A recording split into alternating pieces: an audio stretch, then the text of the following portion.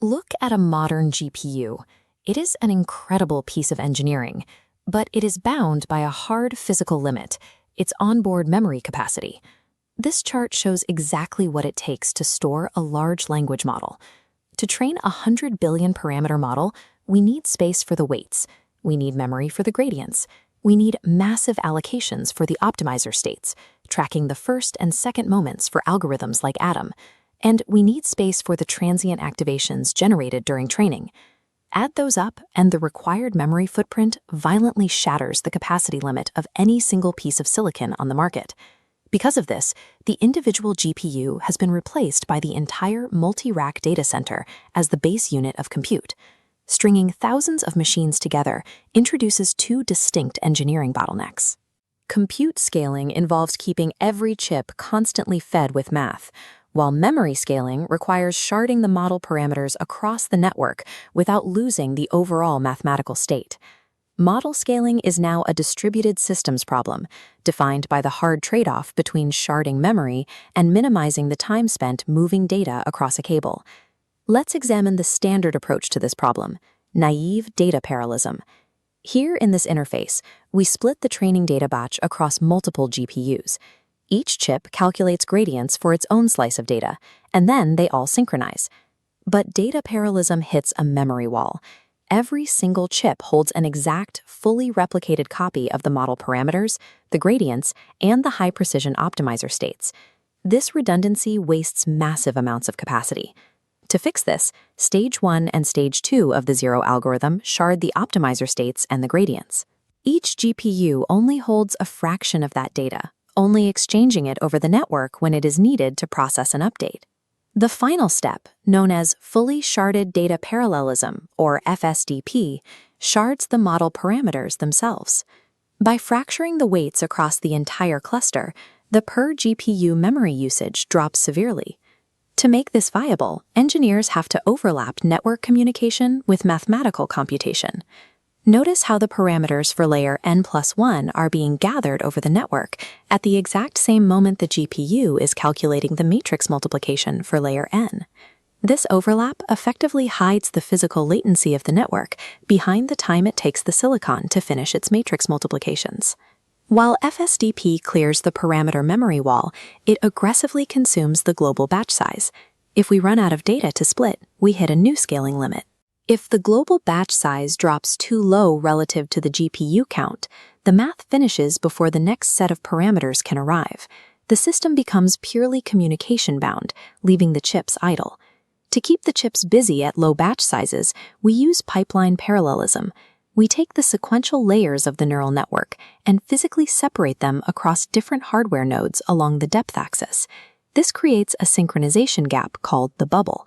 Because the layers are sequential, the GPU holding layer 10 has to sit idle, waiting for the GPUs holding layers 1 through 9 to finish their work and pass the data forward. To shrink this bubble, the data is sliced into smaller microbatches. As soon as a GPU finishes one microbatch, it hands it off and immediately starts processing the next one, compressing the idle time in the schedule. Advanced setups use zero-bubble pipelining. By separating the urgent backpropagation of derivatives from the less urgent weight gradient calculations, engineers can slot the weight math into the remaining gaps, filling the pipeline completely.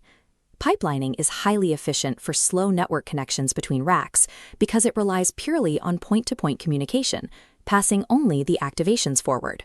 But depth splitting still fails to address the final memory hurdle, the enormous activation humps generated during training. At large sequence lengths, the memory required to store transient activations completely dwarfs the space needed for the model's parameters. To reduce this, we use tensor parallelism to split the model along its width. Instead of dividing the layers, we slice a single matrix multiplication into smaller submatrices, compute them simultaneously across different chips, and then synchronize the partial sums.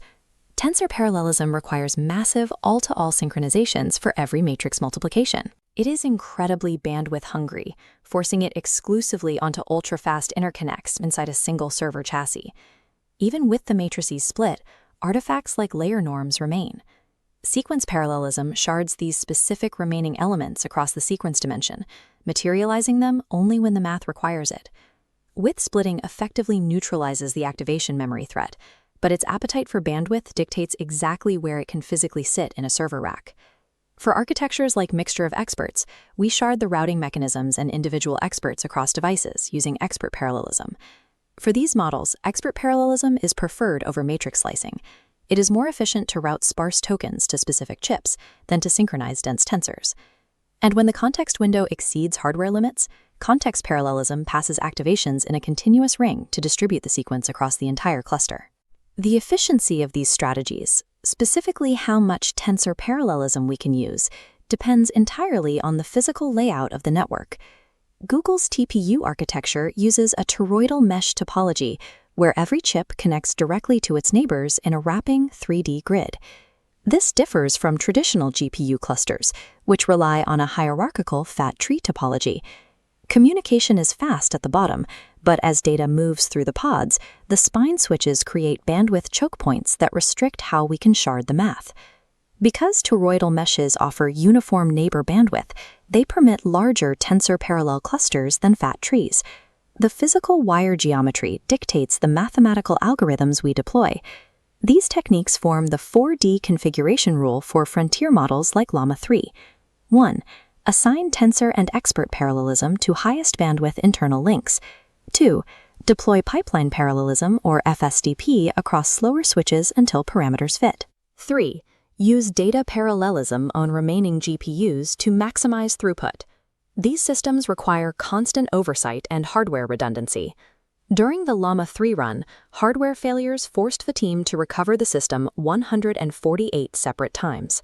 At this scale, the success of a model is determined by the precision of the network scheduling and the stability of the distributed system. To dive deeper into the technical architecture of modern AI systems, check out Learn by Doing with Stephen on YouTube and the Stephen Data Talk podcast on Spotify and YouTube Music.